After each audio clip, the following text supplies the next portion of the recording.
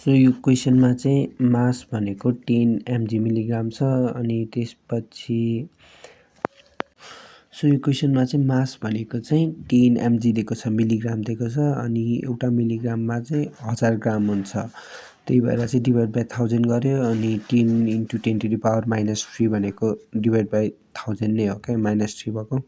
अनि यो ग्राम भयो होइन। अनि ग्रामलाई फेरि केजीमा लानलाई डिभाइड बाई 1000 गर्नुपर्छ अझै। अनि डिभाइड बाई 1000 गर्दाखेरि चाहिँ 10⁻⁶ हुन्छ। यसमा -3 छ अनि अझै -3 गर्दाखेरि -6 हुन्छ। अनि चार्जहरू इक्वल हुन्छ भनेर दिएको छ। सो Q = Q1 = अनि त्यस्तै गरी यो R भनेको चाहिँ डिस्टेन्स बिट्विन चार्जेस भइहाल्यो।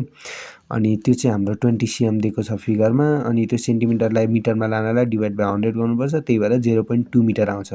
अनि अब यो फर्मुला कस्तो भयो F = 1/4 पाइ एप्सिलन को भ्यालु आयो 9 इन्टु 10⁻9 आयो अनि इन्टु Q हाम्रो अननोन हो Q नै निकाल्नुपर्ने हो Q² भयो। अनि R भनेको डिस्टेन्स बिट्विन चार्जेस चाहिँ 0.2 मिटर भयो।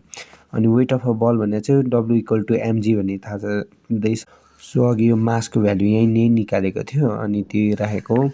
अनि त्यसपछि फोर्स क्यान बी रिप्रेजेन्टेड त्यो सबै इक्विलिब्रियम स्टेटमा छ होइन। अनि भन्नाले 3टा फोर्स नै इक्विलिब्रियम स्टेटमा छ भनेर भनेको छ नि त क्वेसनमै। अनि त्यही भएर चाहिँ साइड अफ अ ट्रायङ्गलै रिप्रेजेन्ट गर्छ। जस्तै एफको साइडमा चाहिँ एफकै साइडमा बिडी थियो होइन।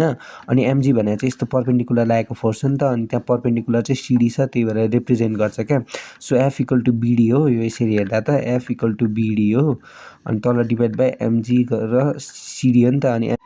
अनि अब यहाँ सिडी भनेको चाहिँ हाम्रो चाहिँ राइट एङ्गल ट्रायङ्गलमा हेर्दा CB² - BD² हो। सो त्योभन्दा अगाडि बिडी भनेर चाहिँ फेरि के हो भन्दाखेरि त्यो पुरै तलको लेन्थमा चाहिँ 20 सेन्टिमिटर थियो होइन त। अनि बिचमा पर्पेन्डिकुलरले काटेको थियो पुरै 20 cmलाई बिचमा इक्वली काटेको भनेपछि यो डिभाइड बाई 2 गरेर 10 भयो होइन। अनि 10 cm होस् 10 cmलाई मिटरमा लाँदा डिभाइड बाई 100 गर्यो। सो 0.1 मिटर भयो। सो CB भनेर त 1 नै छ त्यहाँ दिएकै छ।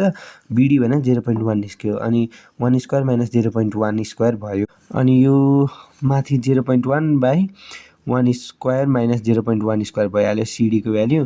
अनि एमजीको भ्याल्यु हामीले माथि यहाँनिर निकालेको छ 9.8 इन्टु 10⁵ इन्टु 0.1/1² - 0.1²। अनि यो क्यालकुलेटरमा हाल्दाखेरि 9.8 इन्टु 10⁻⁻6 न्युटन आउँछ। सो अनि यो पनि एफ हो। अनि यहाँ माथि भएको पनि हाम्रो एफ हो। यो दुईटालाई इक्वल गर्दाखेरि क्यूको भ्याल्यु आउँछ।